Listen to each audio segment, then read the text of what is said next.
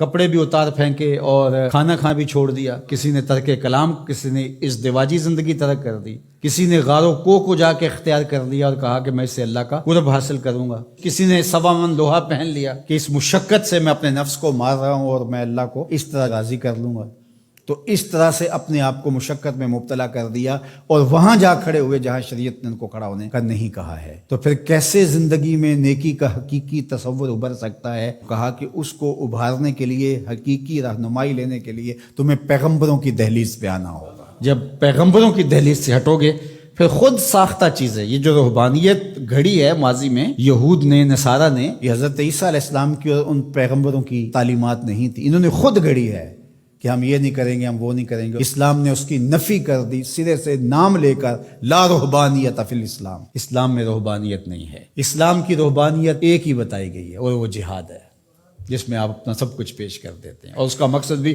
غلبہ حق ہے، اسلام کے پرچم کو بلند کرنا۔ باقی آپ کو انفرادی طور پہ کچھ وقت کے لیے تبتل اختیار کرنے کا کہا، جس طرح رمضان المبارک میں آپ اعتکاف بیٹھیں، آپ نماز میں یکسو ہو جائیں، تو کچھ مخصوص چیزیں ہیں جس سے آپ کی تربیت ہوتی ہے، لیکن یہ بالکل آپ ترک دنیا کر دیں تو ہمارا اسلام، ہمارا دین اس کی نفی کرتا ہے۔ اس لیے انبیاء علیہ السلام کے ساتھ اپنے آپ کو جوڑنا اور کامل اتباع پیغمبروں کی اختیار کرنا، یہ قوموں کو منظم کرتا ہے۔ اس لیے ہمارے لیے ہمارے آقا و مولا حضور ختم المرتبت صلی اللہ علیہ وآلہ وسلم کی سنت سے ہی نیکی کا حقیقی تصور پیدا ہو سکتا ہے۔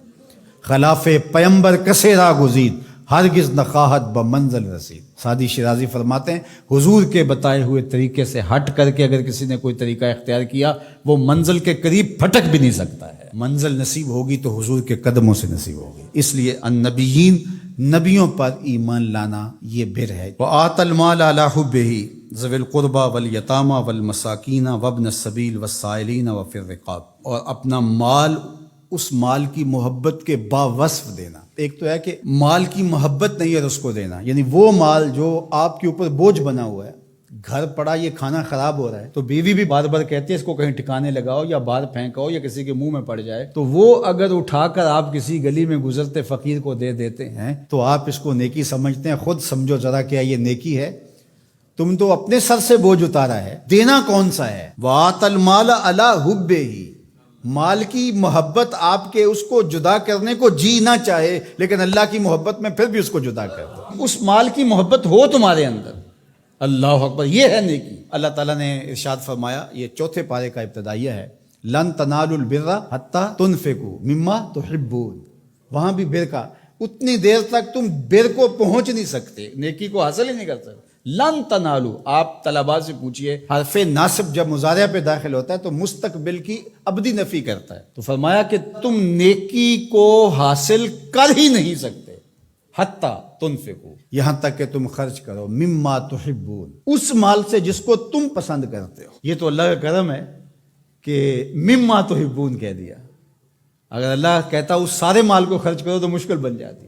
کہا جس کو پسند کرتے ہو اس سے خرچ کرو، یعنی تم نے پھل توڑا ہے تو اس کی یہ ایکسپورٹ کوالٹی بنائی ہے، یہ اپنے لیے گھر کے لیے رکھا ہے، اور یہ سڑا پھڑا داغی یہ ایک سائڈ پہ رکھ دیا ہے، تو اب اللہ کی راہ میں تم اگر دینا چاہتے ہو تو اس سے دو جس کو تم خود پسند کرتے ہو۔ یہ گلا سڑا تم اپنے گھر نہیں لے جانا چاہتے، یہ تم سستے داموں بیچو گے یا پھینک دو گے، تو تم نے کہا چلو اس کو پھینکنا کیا ہے، یہ غریبوں میں بانٹ دیتے ہیں، تو تم نے وہ غریبوں میں دے دیا۔ تو نیکی کی حقیقت کو تم نہیں پہنچ سکتے جب تک اس سے نہ خرچ کرو جو تم خود پسند کرتے، مما تحبون، جس کو تم خود پسند کرتے۔